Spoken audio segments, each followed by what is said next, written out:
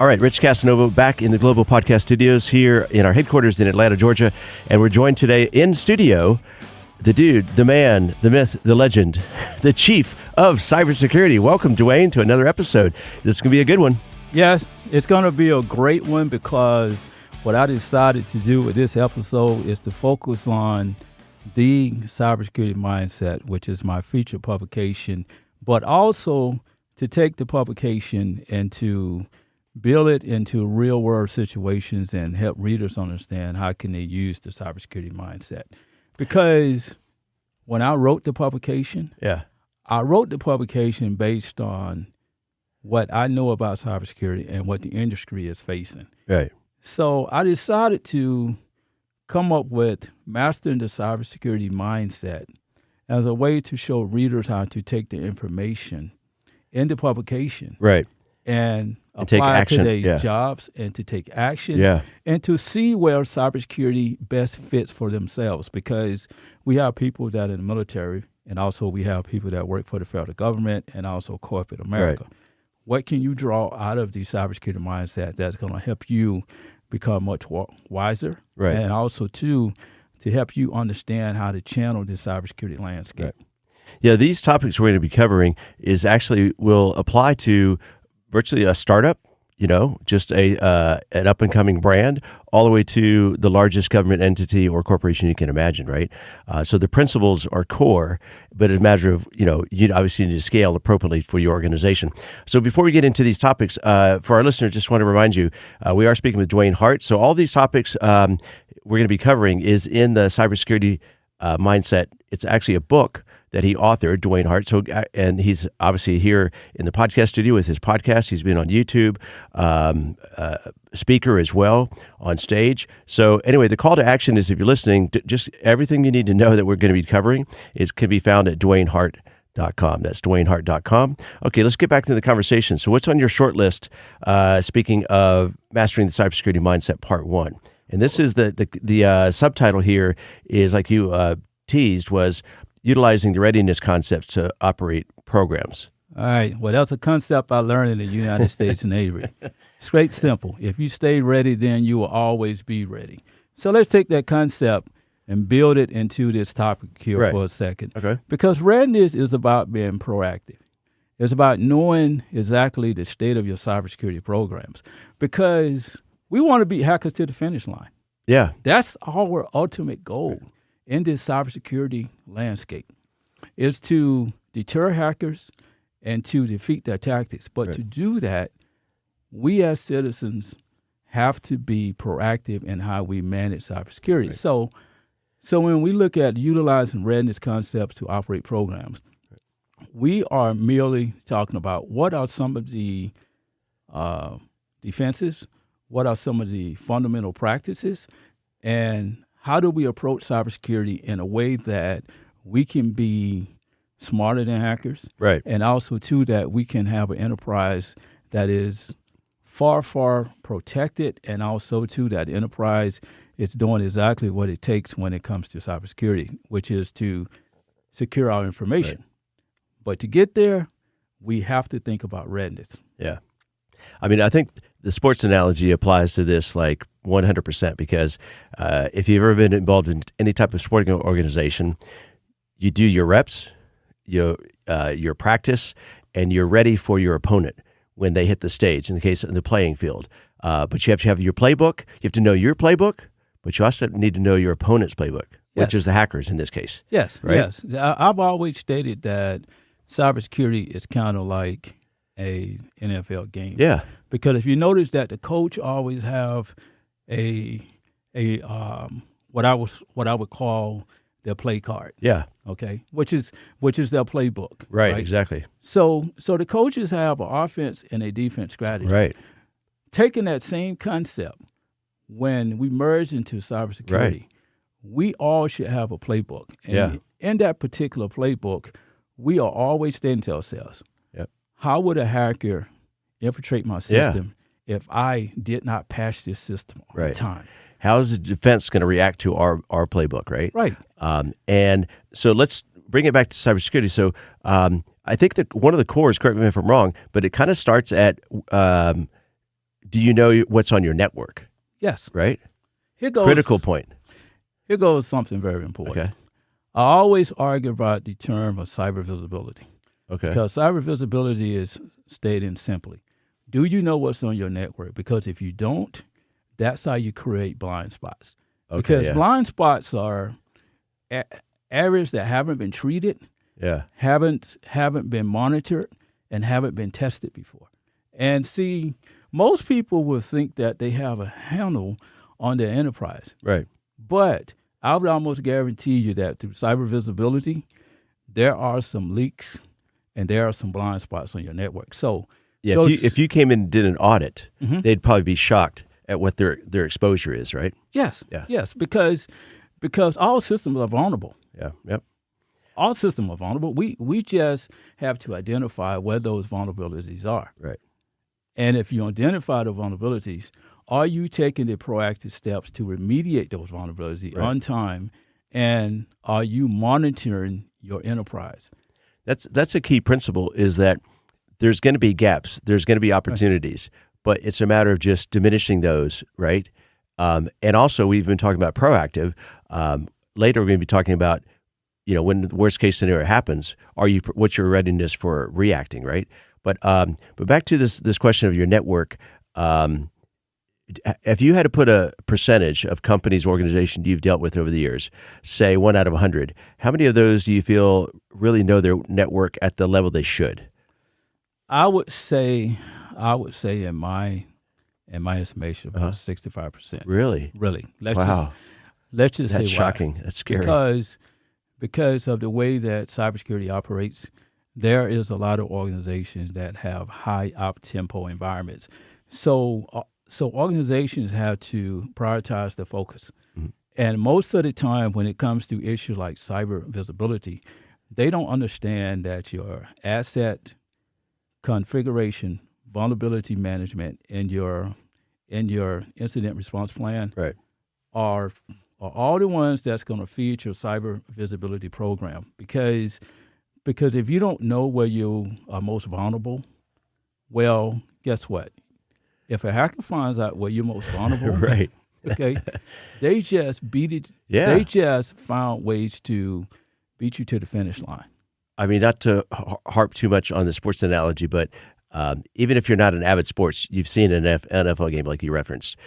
If the defense finds that weakness in your front line and goes after your quarterback, they can keep doing that over and over again. I was watching a game just this last weekend. Quarterback got taken down 4 times in one game. That's problematic, right? If that represents your cyber wall or security wall. But you mentioned a little bit earlier, expound a little bit on this, the premise of discovering untreated systems. What would be an example of an untreated system, and how do you go about discovering it and reacting to that? Okay. I'm going to refer Good back. question, right? Yes, very, very good question. I'm going to refer back to cyber visibility and those blind spots. Okay. Here goes an asset that an organization has on their enterprise. It could be a laptop, all right? Right. That's been sitting on that network probably for a year.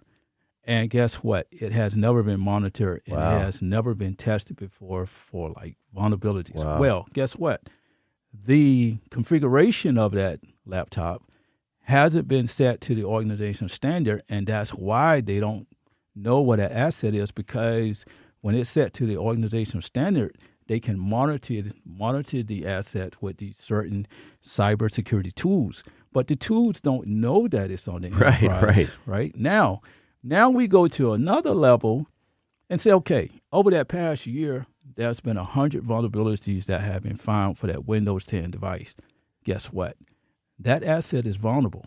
Right. But what if a hacker finds out about all of those vulnerabilities on the enterprise and actually know that something like a remote code execution attack can occur? Right. So the hacker takes advantage of that and gain entrance to the network based on that device. And many times that organization would have no clue that's going on. Right. Because of the asset management program. Because you're supposed to have an idea of your assets in your enterprise, but you're supposed to be tracking those assets. This all goes back to cyber hygiene. It goes back to increasing your capability, because are you capable of defending your enterprise? If you have a lapse in the blind spots, or if you have many, many blind spots in your network, now you have to question yourself.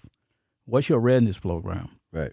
Do you have the capability to defend your enterprise? Right. Because you have an extreme number of blind spots. Yeah. Speaking of blind spots, I mean, I'm big on kind of analogies, or I'm a visual kind of guy. So it reminds me back in the day when you went to driving school, that was the driving instructor focused a lot of time on your mirror is only going to illustrate a certain amount of depth and area, but you have to, as a person, visually look at those blind spots because they do exist in a vehicle. And if you're not aware of those blind spots with your vehicle going on the interstate at 65 miles an hour, that can be detrimental. But now technology, speaking like cybersecurity, tying back in, they've realized that we're humans, and those blind spots in a vehicle can end up with a serious crash. So now they have the new technology where the vehicle sends off that little alert or alarm if somebody's in your blind spot that you don't see, so you hear it as well as being able to see it. A little bit of a tangent, but I thought that was interesting when you talk about blind spots. Before we pivot to the next area, we're going to be talking about cyber leaders and management and some other topics. In your book, which chapters would you feel resonate on this topic we've been discussing in terms of, operating programs, obviously the mindset, and the topics so far that we covered? What chapters would be a good resource for listeners? All right, listeners, here you go. If you're working on that college paper, I'm going to give you some knowledge going to help you now out. It's the professor of cybersecurity. Let's go to chapter 6 and talk about your environmental knowledge. Okay. So that means that you understand your environment and you know the state of your cybersecurity environment.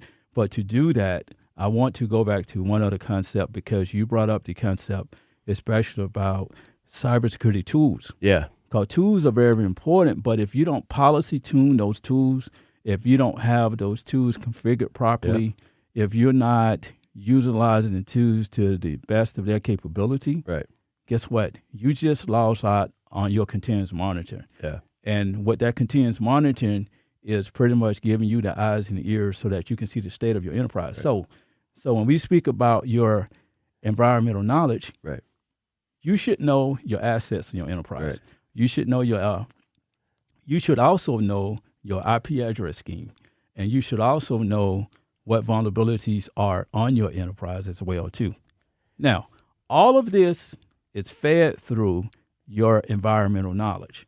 And that's no different than our homes, because when we leave our homes every day, we know the lights was turned off. And we know that there was no Domino's pizza box on the sofa. Right?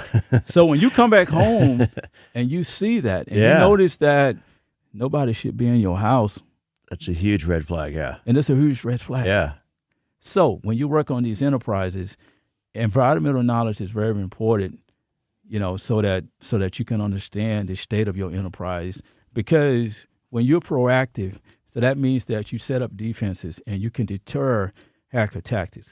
So if you go to chapter 13, proactive and reactive measures, think about the concept of how you can set up defenses. Now, sometimes we have to be reactive, but you want to be more proactive than you are reactive. But if you don't have a contingency plan in place, then you're up a creek, the proverbial creek, right? And I like that you mentioned chapter 13, because we just teased a little bit about the idea of, what's your proactive reactive strategy. But obviously in the time allotted here, we can't do a deep dive. And that's the purpose, again, of the book. And again, you can check this out. Just a quick reminder for our listeners, you're listening to Rich Casanova alongside Dewayne Hart. And Dewayne is the author of the Cybersecurity Mindset book. So you can get a copy pretty much wherever books are sold. Amazon obviously is probably an easy spot to find that. And but in terms of his podcast, all his content, you can find that at DewayneHart.com. So you mentioned pizza. Now you got me thinking about pizza. I want to be hungry, whatever, right? So what other chapter would be a good resource or tool for people on this subject matter? It's your favorite chapter. Yeah, I know. Yeah, Chapter I like 19. to finish with this one. Yeah, the hacker's hat, man. Where Yeah. We're gonna start selling those. Yeah, we need to get those on. Yeah, here goes. because that would be if somebody said that, like, what is that? Talk about a conversation starter. Yeah. Yes, because a hacker's hat is saying that we mimic a hacker's environment. Yeah. Because see, we have found a ways to understand how hackers operate. Right. Because if you understand how hackers operate, you can increase readiness and you can maintain your programs. Right. Because the thought that should be going through most people's head, and the thought process is, hey, if I don't patch this system, what type of risk does that leave? And how does that aid a hacker in to carry out their tactics? Right. Okay. Does it really leave me less vulnerable? Will it create more vulnerabilities? Because one weakness in a system can actually be attached to other weaknesses. A lot of these vulnerabilities are tied together. Even if you look at a remote code execution attack, right? So that means that a hacker can carry that attack out from a remote location, right? So if it's one vulnerability, and if you read through it, and if you tie it in, and if you look at true risk analysis, Right. so you can see where that vulnerability affects multiple systems, multiple type of issues that you have in your enterprise. So what I want to make note here is this: when you wear the hacker's hat, Right. you always have to be thinking about the way that a hacker carry out their tactics and exactly how they operate. So Yeah, it's a whole nother level of attack rather than just leaving a pizza box at the house, right? Yes. When they can remotely access your mainframe and all of your internal operations within your organization, that's serious incident right there. So I got 4 rapid fire. We're almost out of time here. We're kind of winding things down, but I got 4 rapid fire questions here for you. Before we do that, is there anything else, topics you wanted to cover? Yeah. I just want to put out the topic here is that when readiness is at its peak and readiness is operating, Right. that's when an organization has some strong cybersecurity capabilities. When those capabilities are operating, all of your programs like risk management, incident response, assets management, and so forth, they are functional. But see, they cannot be functional if you're not being proactive and following the concept. If you stay ready, you will always be ready. That's a great note to kind of start to wind things down. But what struck a chord there when you were explaining that, which was eye-opening, I think not for myself, but hopefully the listeners as well, this premise of the strong capability, in essence, go back to your pizza box scenario being left on the couch, but more in terms of your organization, cybersecurity, is that if you have this in place, that hacker is going to knock on another door, right? Because they're like, this is not worth my time, right? It's too much work, and they've put up so many checks and balances within their system and their firewall internally. They have their cybersecurity mindset in place. They've eliminated the blind spots. It's just easier for a hacker. They're going to go to a path of least resistance. So they're going to, quote, virtually knock on another organization's door that has their vulnerability, right? Well, that's why organizations have to have a deep understanding of all the attack vectors. Yeah. You know, when you look at the attack vector, those are your gateways. Right. Those are That'd be a great topic for a show to roll through that list. Of all the attack vectors. Yeah, write that one down. That's a good one. The attack vectors, because that's visually, and then also like people can like use it as a checklist. If you don't already have this as a checklist, that's your homework assignment for tonight. Well, I'm giving you homework. It's your show, and you look at me giving you homework. Okay, Dewayne, we're almost out of time. 4 rapid fire questions here. I want your and in 30 seconds or less on each of these, right? So I want to hear a little bit about this premise of cyber leaders, cyber hygiene, cyber DNA, and then you mentioned earlier this IP address scheme. So let's talk with cyber leaders. What's an example of that, and what are some character traits of a good cyber leader? 30 seconds or less. Cyber leader. So that means that you understand your cybersecurity landscape. Okay. That is your technology, that is your people, and that is your operations. Okay. Because if you understand those, you can make wise decisions. Nice. Again, go back to your coach analogy. The person that's been in the league for a lot of time is not a rookie. Okay, cyber hygiene. Cyber hygiene is just like going to the dentist's office. All right. So not fun, but you got to do it. That's right. Yeah. This is called. No offense to Dennis, because I'm sure it's fun for you. Yeah. This is called preventive care. Okay. All right. Okay. So you have to practice cyber hygiene. Right. And your cyber DNA.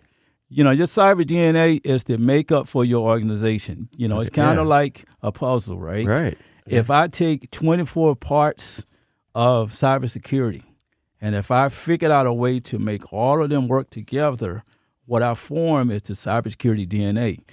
If per se that one of those pieces fail, you just destroyed your DNA molecule. Wow. Right. Well said. I mean, I'm thinking in terms, and that applies to that DNA is unique, just like each person has their own fingerprint, and their own DNA, their makeup. Again, all the principles apply, right? But it's different for a local CPA, a one-person operation, as opposed to the Pentagon, and everybody in between is a different DNA. But you need to know your DNA, right? Right. Okay. It's somewhat similar to all the ingredients that it takes to make a cake. He's whispering now. It must be really good. Yeah. That gets our listeners to lean in. What did he say? Rewind that part.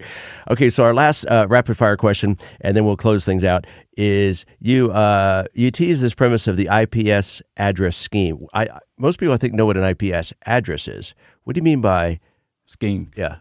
IP address scheme is the IP addresses that are assigned to your organization. Let's say, for instance, most of the organization would actually start off with, let's just say, if there's an organization that has an IP address scheme of 10.10.24.64, right? Okay. Well, maybe so in your organization that that the first octet, which starts off with 10, it is a reference to your organization. Okay. But what if you look at a threat log one day and you see that starts off with 174? See, that's part of your environmental knowledge. Yeah. There you go. Well, that's a problem. See, now these are the proactive steps that you take in order to monitor systems so that those programs can operate as well too. Yeah. Okay, I'm going to let you close things out with again referencing what chapters in the book, the titles of those chapters of the topics we covered today. And I don't know if you want to give a teaser for our next episode or just stay tuned for that one. But again, Rich Casanova here signing off for Dewayne Hart.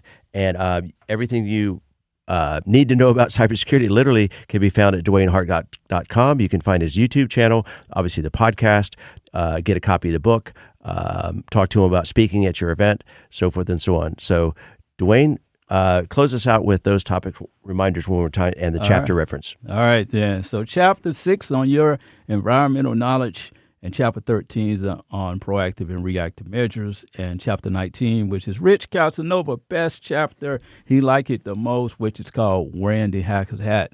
But you know that once you transition yourself into an environment where you have utilized readiness concept to operate programs, now what you have to do is find ways to mature cybersecurity.